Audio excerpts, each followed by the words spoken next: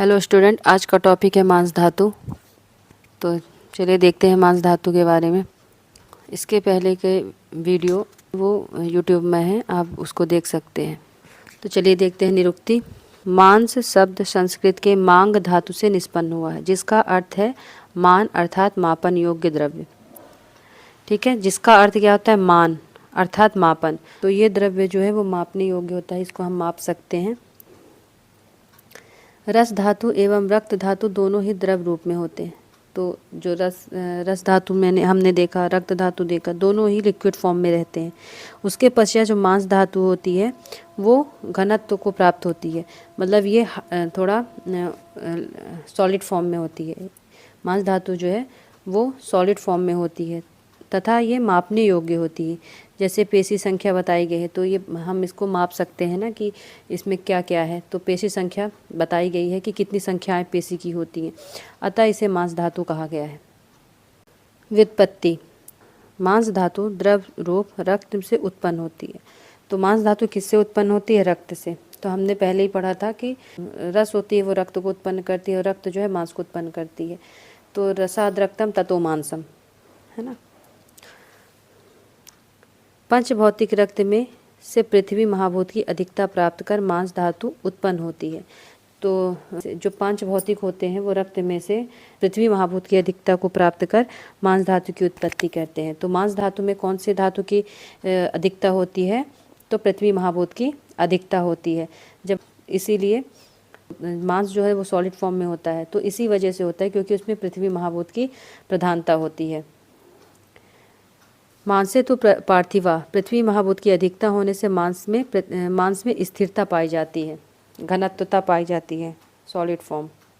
Next है मांस धातु का पर्याय। पिशितम, तरसम, मांसम, पललम, क्रव्यामिषम। अर्थात पिशित, तरस, मांस, पलल, क्रव्य एवं आमिष शब्द मांस के पर्याय होते हैं। मांस का स्थान शिरा, स्नायु, अस्थि, परवाणी, संध्यश शरीरिणाम पेशी भी संवृता। अर्थात मांस धातु के स्थान का वर्णन नहीं मिलता है। पेशी जो कि मांस खंड का विभक्त रूप है का वर्णन करते हुए आचार्य सुश्रुत कहते हैं कि शिरा, स्नायु, अस्थि पर्व और संधियां मांसपेशियों से ढके रहते हैं, मांसपेशियों से ढके होते हैं, अतः यही मांस का स्थान है। मांसपेशी का स्थान का वर्णन नहीं मिलता है क्योंकि मांस जो होता है पूरे शरीर में व्याप्त होता है ना। तो मांस का ऐसे अलग से वर्णन नहीं किया गया है, परंतु सुश्रुत जी कहते हैं कि जो शिरा है, स्नायु है, अस्थि पर्व है ना, संधियां हैं, मांसपेशियां। तो संधियां जो है ये मांसपेशियों से ढके होते हैं, मांसपेशियां मतलब मांस से ही ढके होते हैं और यहीं पर मांस का स्थान होता है। मांस धातु के गुण क्या है? मांस धातु के गुण। मांस धातु स्थूल होती है, स्थिर स्टैटिक, गुरु हैवी होती है, खर रफ होती है, कठिन हार्ड होती है। कई स्थानों पर इसे श्लक्षण स्मूथ भी कहा गया है। तो मांस धातु को स्मूथ भी कहा गया है। कर्म। मांसम शरीर पुष्टि मेधस्य। पढ़ते हुए आ रहे हैं कि जो धातुएं होती हैं तो वो अपने उत्तरोत्तर धातुओं का पोषण करती हैं। जैसे जो रस है वो रक्त की पुष्टि करती है और जो रक्त है वो मांस की पुष्टि करती है और मांस जो है वो मेद की पुष्टि करती है और मेद की उत्पत्ति होती है। तो मांस शरीरम पुष्टि, जो मांस है वो शरीर की पुष्टि करती है और मेद की उत्पत्ति करती है। दोष धातु मल क्षय वृद्धि अध्याय में सुश्रुत ने सभी धातुओं के प्राकृत कर्म बताते हुए कहा है कि शरीर और मेद धातु की पुष्टि मांस धातु का प्राकृतिक कर्म है। उत्तरोत्तर धातुएं अपनी आगे आने वाली धातुओं की पुष्टि करते हैं। तो मांस से मेद की पुष्टि होती है, मांस धातु से मेद धातु की पुष्टि होती है। अब हमने जो स्थान में श्लोक पढ़ा था, शिरा स्नायु अस्थि परवाणी संध्यश शरीरिणाम पेशी भी संवृता अन्यत बलवंती भवन्त्यतः।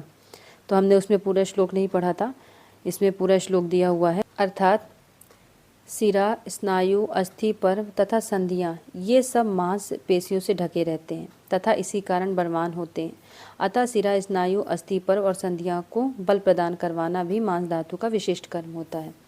तो हमने देखा था कि मांस धातु का स्थान कहीं पर वर्णित नहीं है, लेकिन ये शिरा स्नायु अस्थि पर्व तथा संधियों को मांस धातु जो है वो ढके रहती है और इनको बल प्रदान करती है, इसलिए इनका मांस धातु का यह विशिष्ट कर्म होता है।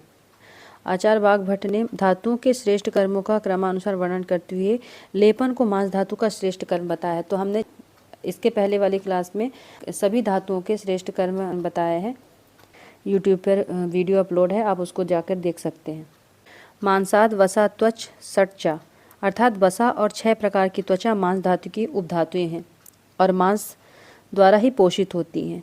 तो वसा और 6 प्रकार की जो त्वचाएं होती हैं तो वो मांस धातु की उपधातु हैं और इनका जो पोषण होता है वो मांस धातु के द्वारा ही होता है। मांस से खमला, मांस धातु का मल जो है वो खमल बोला गया है। तो खमल का मतलब क्या होता है? जो खाली स्थान होते हैं, जैसे श्रोत आदि, कान के मल, आँख के मल, है ना, नाक के मल, तो ये जो हैं तो ये खमल कहलाते हैं।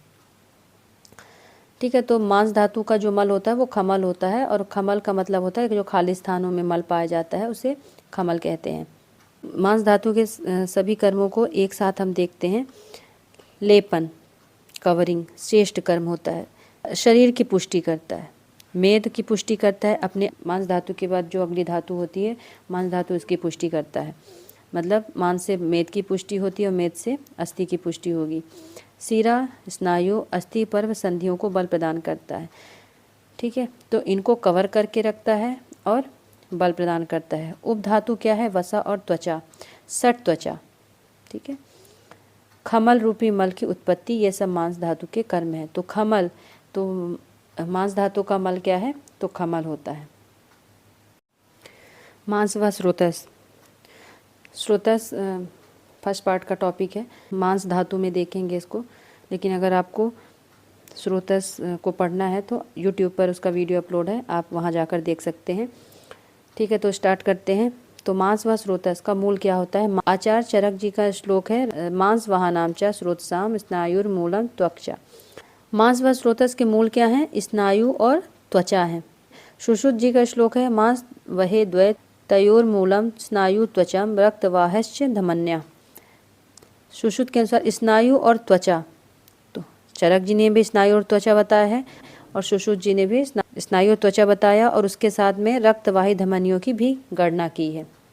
Skin, ligaments and blood vessels, यहाँ स्नायु शब्द से स्नायु के 4 प्रकारों में से वृत्त स्नायु अर्थात कंडरा, टेंडॉन्स अर्थ लेना चाहिए।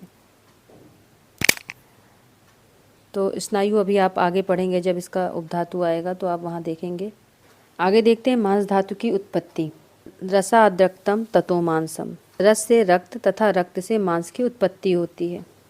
वायव अम्बु तेजसा रक्तम ऊष्मणा च अभिसंयुतम स्थिरताम प्राप्य मांसम स्यात्, अर्थात रक्त का कुछ अंश वायु, अम्बु जल तथा तेज की उष्मा तथा स्वयं की उष्मा रक्ताग्नि से संयुक्त होकर स्थिरता को प्राप्त होकर मांस का निर्माण करता है। इस प्रकार वायु, जल और अग्नि की उष्मा से द्रव रूपी रक्त स्थिरता को प्राप्त होकर मांस धातु में परिवर्तित हो जाता है।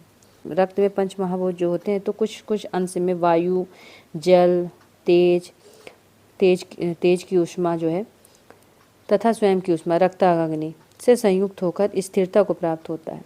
तो जब ये वायु भी क्या कर रहा है? सुखाने का काम करता है। अम्बु जल है और तेज है। जब ये सारी चीज़ें एक साथ मिलती हैं, संयुक्त होते हैं, तो मांस का निर्माण करते हैं। इस प्रकार वायु जो है, वायु, जल और अग्नि की उष्मता से द्रव रूपी जो है रक्त लिक्विड फॉर्म में है, तो वायु, जल और अग्नि इनके संयुक्त होने पर रक्त जो है स्थिरता को प्राप्त हो जाता है, स्थिर हो जाता है और वही फिर मांस धातु में परिवर्तित हो जाता है। भाव प्रकाश जी के अनुसार सोडितम स्वा अग्निना पक्वम वायुना च घनीकृतम तदेव मांसम जानियात, अर्थात रक्त धातु स्व अग्नि रक्ताग्नि से पक्व होकर वायु से शोषित हो घन हो जाती है। तो भाव प्रकाश जी कहते हैं कि जो रक्त है उसमें स्वयं की जो रक्ताग्नि होती है उससे वो पाक हो जाता है, उसका जो पाचन हो जाता है। और जब पाचन होता है तो वहाँ वायु काम करती है, तो वायु क्या करती है, उसको शोषित कर लेती है, जो उसके जलीय अंश को वो शोषित कर लेती है और मांस धातु में परिवर्तित हो जाती है। वायु जो है वो शोषण का काम करती है, ब्लड है वो सॉलिड फॉर्म में हो जाता है और मांस धातु में परिवर्तित हो जाता है। डलहन के अनुसार रक्त के प्रसादांश से सूक्ष्म भाग से मांस साधर्मी अंश पर मांसाग्नि की क्रिया से मांस धातु और उपधातु वसा त्वचा का निर्माण होता है। रक्त का प्रसादांश बना तो रक्त का प्रसादांश में दो भाग बनते हैं, एक सूक्ष्म भाग बनता है, एक स्थूल भाग बनता है।